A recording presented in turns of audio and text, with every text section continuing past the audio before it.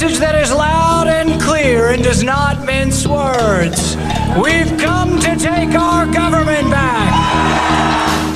You are listening to Rand Radio with Kurt Wallace. Today's podcast is brought to you by Mulligan Mint.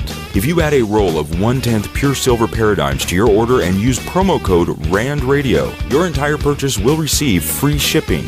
That's right, free shipping by using promo code RANDRADIO at mulliganmint.com.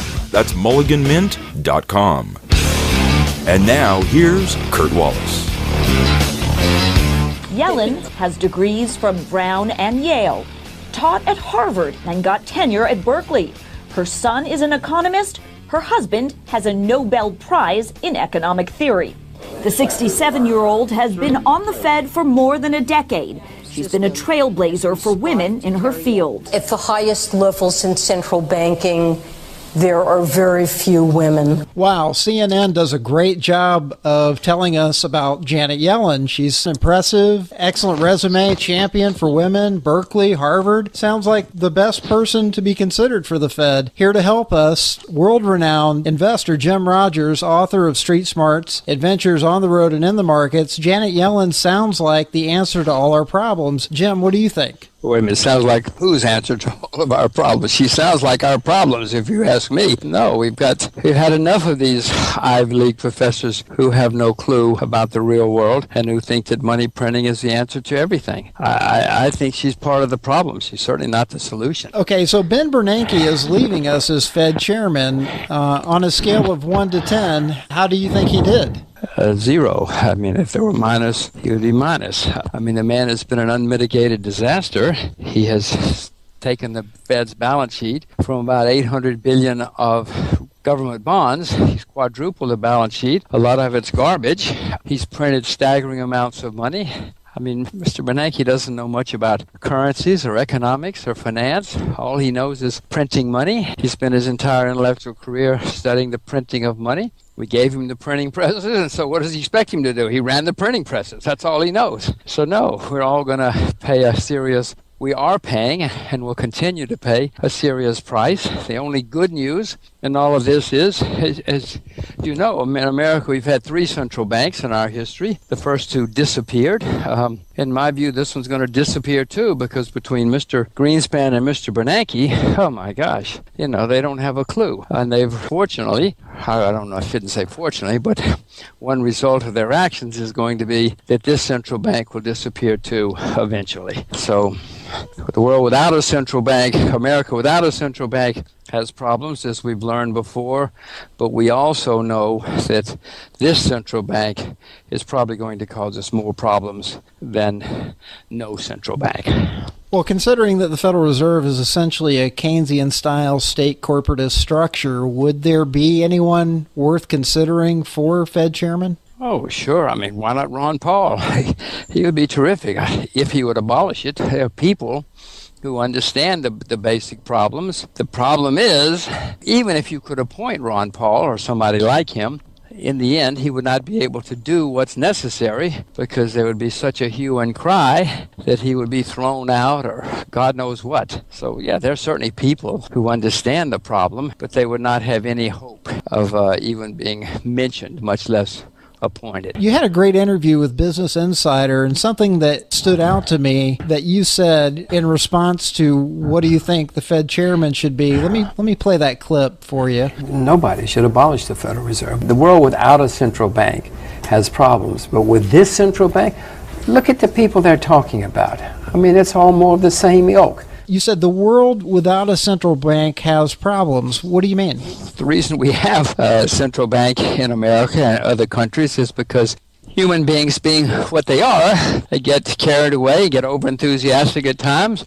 They lead to some people being overextended, bubbles, whatever, and then it all collapses. And then when it collapses, things get really bad. And so people said, why don't we come up with the government? The government can help us. I'm sorry I'm laughing because it's so ridiculous. But the people said, well, let's let the government bail us all out. So they said if we had a government or a central bank who could be the lender of last resort, then at least the world wouldn't come to an end periodically. So that's why they came up with this concept. The original, at least in the UK in the 19th century, the guys said, okay, when there's a problem, you will be the lender of last resort. You will take only good collateral, and you will lend at very high rates against that collateral until the problem passes. Now, that's not a bad concept. Well, I think the world would be better off without that concept, but if you're going to have a central bank to bail out the world in times of overexuberance or when all of us humans make our mistakes, then that's not a bad policy. Unfortunately,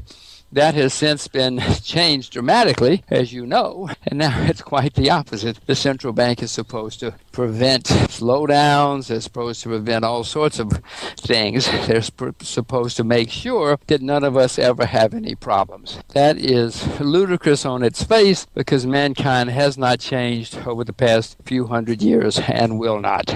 With the world's currencies all debasing through inflation, history shows that this could be a perfect storm for a global financial collapse. With your ability to see trends as you do, how does one hedge against such a scenario? Well, we're going to have a global financial collapse because of these guys. You know, we in the U.S. have had economic slowdowns every 4 to 6 years since the beginning of the Republic. Speaking of slowdowns, I'm on my bicycle, so if you wonder why I'm huffing and puffing, it's not because of the central bank or the slowdowns.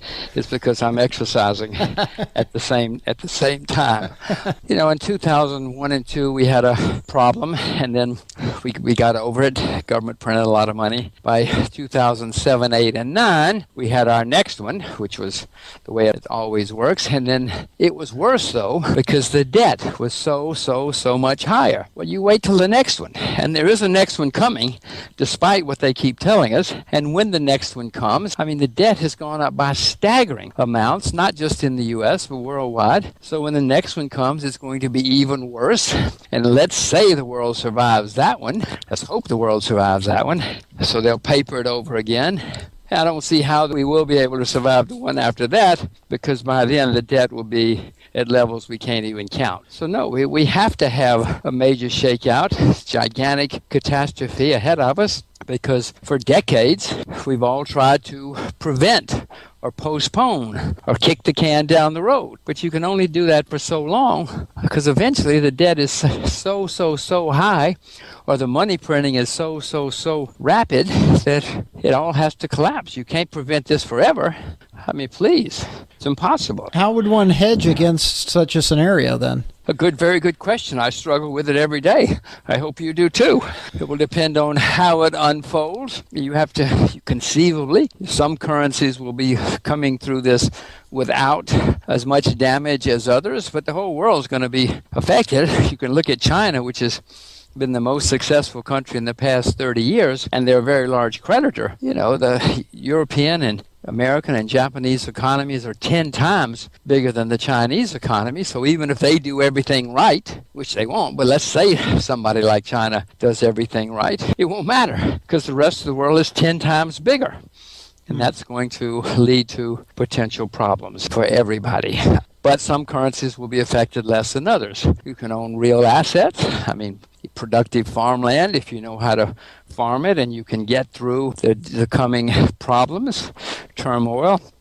You'll probably be extremely well off. If you own silver or rice, you know, if you get it at the right time, you'll probably do extremely well. Real assets historically have been the way to survive and even to prosper in times like this.